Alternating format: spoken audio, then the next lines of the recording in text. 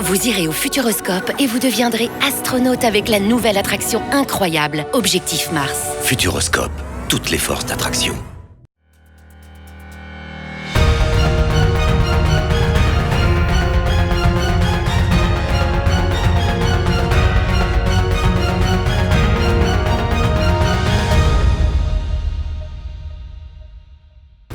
Bonsoir à tous, nous sommes le dimanche 5 juillet 2020, je suis ravie de vous retrouver pour votre journal week-end, voici les titres.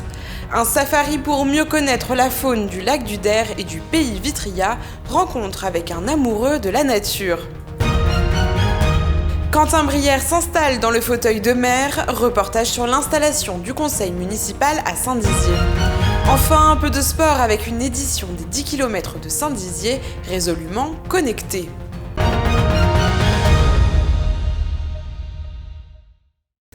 En ce dimanche, nous vous proposons une idée de balade tant enrichissante que reposante en compagnie d'Antoine Cubexo, guide ornithologue dans le pays Vitria, un sujet qui prouve qu'il n'y a pas que les grues cendrées au lac du Der.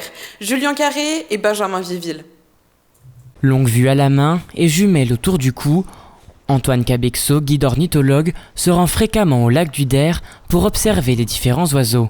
À ce jour, plus de 300 espèces ont été recensées. Sur le lac du Der, en fait, on est idéalement situé. On est à la croisée des routes nordiques et orientales de migration, et notamment sur une des plus importantes voies de migration de la planète pour un oiseau emblématique qui est la grue cendrée. Cette voie de migration, elle est aussi utilisée par d'autres espèces. Donc, il y a beaucoup d'oiseaux qui nichent dans les contrées nordiques et qui, à l'automne, vont venir sur le lac du Der.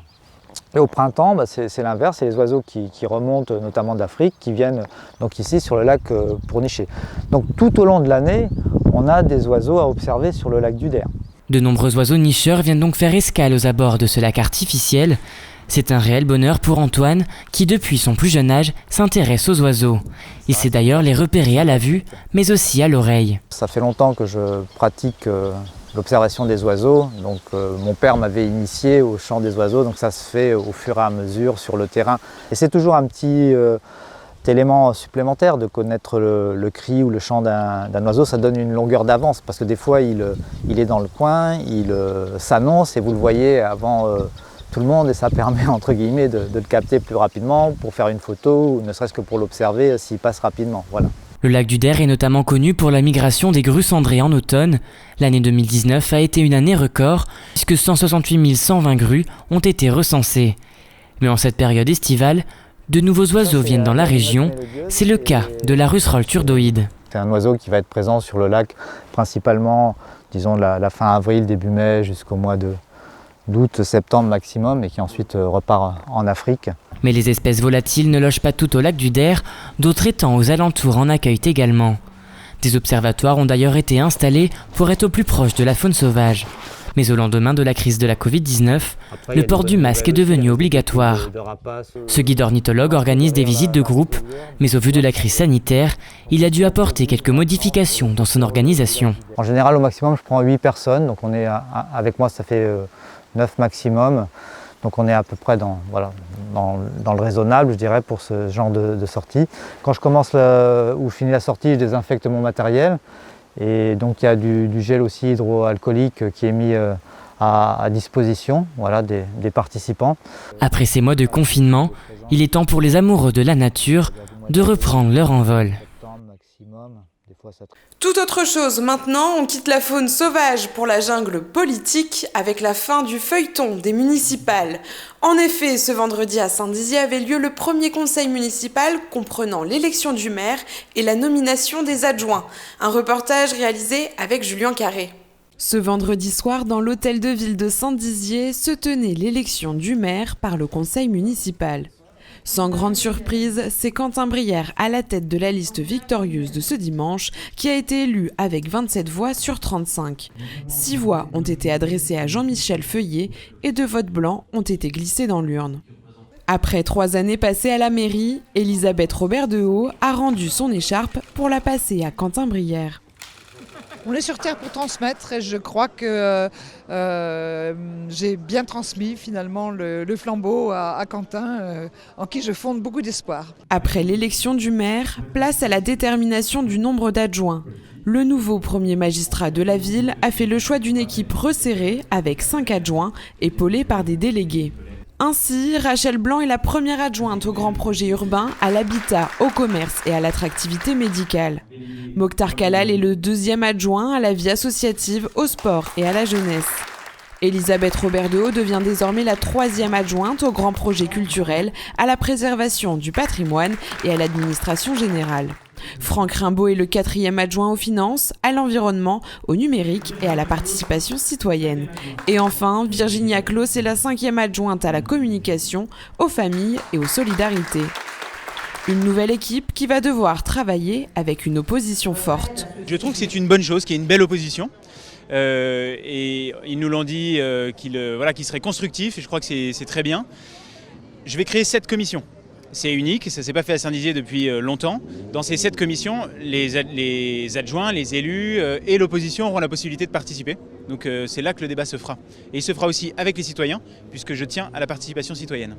Jean-Michel Feuillet, qui était lors du précédent mandat dans la majorité, est désormais dans l'opposition. Ça fait tout drôle déjà. Mais bon, maintenant on a du travail, et puis on va travailler d'arrache-pied pour défendre nos idées, parce que c'est quand même deux projets complètement différents. Enfin, sur le fond, pas forcément, mais ouais, quand même. Et donc on va travailler.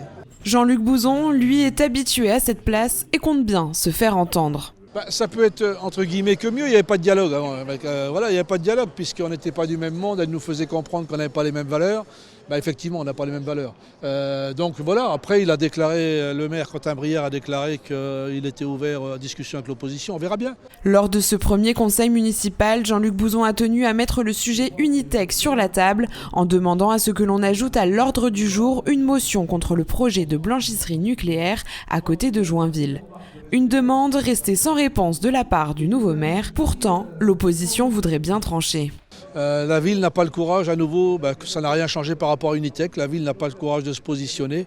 Or tout le monde sait, y compris la population a dit non. Voilà, la ville de Saint-Dizier ne va pas rejoindre les autres communes. Mais moi, le combat va continuer. Je ne désespère pas qu'un jour ou l'autre, on finisse par obtenir une motion. J'ai pris une position claire ou plutôt contre Unitech et je continuerai. Une dernière photo de groupe sur le parvis de l'hôtel de ville pour graver cette nouvelle équipe. Ne parlons pas de photos de famille, mais plutôt d'une famille recomposée où il faudra apprendre à vivre sous le même toit.